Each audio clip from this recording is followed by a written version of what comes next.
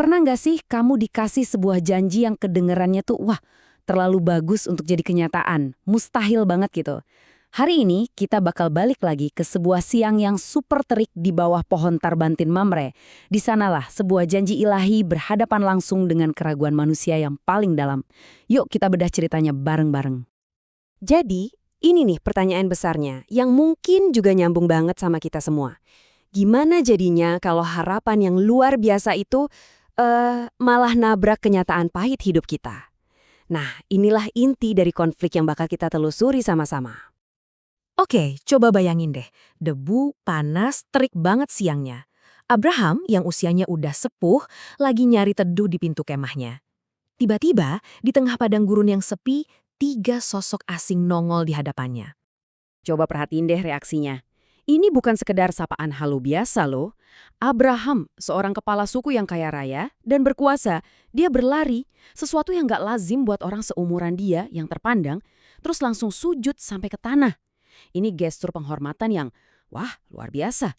Siapa sih sebenarnya yang dia lihat di depannya ini? Dan dengerin deh permohonannya. Dia manggil mereka tuanku dan memohon supaya mereka mampir. Ini bukan basa-basi, ini permohonan yang tulus, yang mendesak. Ini nunjukin kerendahan hati yang total. Nah, dari sini Abraham langsung gerak cepet. Ini bukan sekedar nyajiin air putih sama biskuit ya. Ini tuh kayak festival penyambutan yang digelar dalam sekejap mata. Lihat deh betapa dahsyatnya persiapan ini. Dia nggak cuma nyuruh pelayan, tapi minta Sarah, istrinya sendiri, bikin roti dari tepung terbaik. Dia sendiri yang lali buat milih anak lembu yang paling muda dan paling empuk.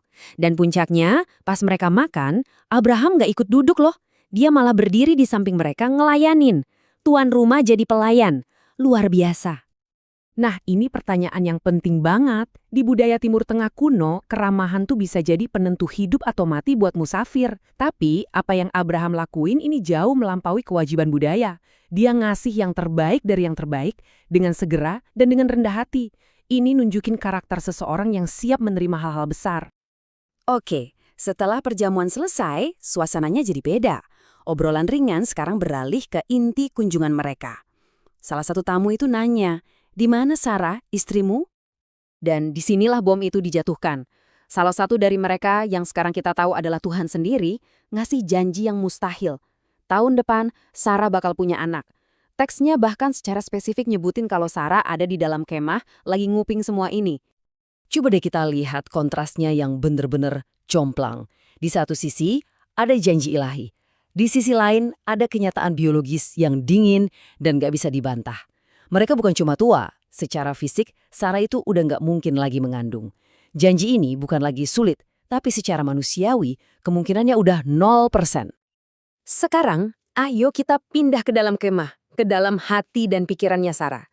Coba bayangin, dengar janji ini setelah puluhan tahun nunggu dan nanggung malu karena mandul. Apa coba reaksi pertamanya? Ini isi hatinya yang paling jujur, yang gak disaring. Kata-katanya tuh penuh kepasrahan. Setelah aku sudah layu, dia ngeliat tubuhnya sendiri sebagai bukti kemustahilan ini. Ini bukan pertanyaan yang penuh harapan.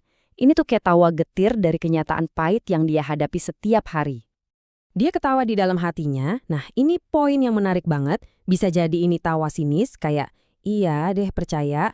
Tapi bisa juga ini tawa yang lahir dari luka yang dalam banget. Tawa dari orang yang udah capek berharap dan cuma bisa ngetawain betapa ironisnya situasi ini. Tawa yang sebetulnya jadi tameng buat hati yang rapuh. Dan momen ini, wah pasti bikin semua orang diem 1000 bahasa. Tamu ilahi itu tahu. Dia dengar tawa yang gak bersuara, tawa yang cuma ada di dalam hati Sarah. Dia gak negur Sarah langsung, tapi malah nanya ke Abraham.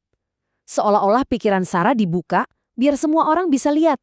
Gak ada yang bisa disembunyiin. Momen ini adalah sebuah konfrontasi. Tapi bukan konfrontasi yang menghakimi ya.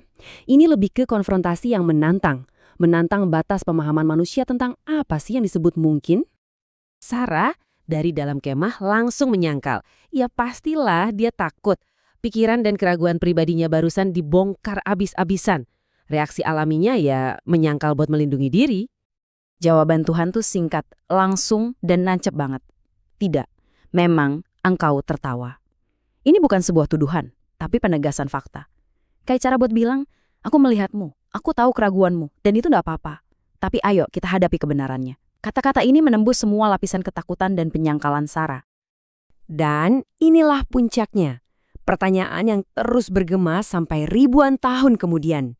Pertanyaan yang ditujukan bukan cuma buat Sarah, tapi buat kita semua juga kan? Pertanyaan ini nggak minta jawaban, tapi menuntut kita buat merenung. Pertanyaan ini mengubah fokus dari keterbatasan kita sebagai manusia ke kemungkinan ilahi yang tanpa batas. Kisah ini benar-benar kayak cermin buat kita ya.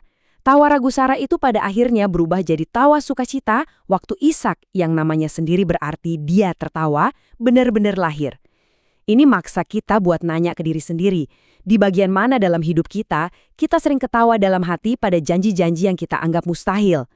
Dan apa ya yang dibutuhin untuk mengubah tawa keraguan itu jadi tawa penuh iman?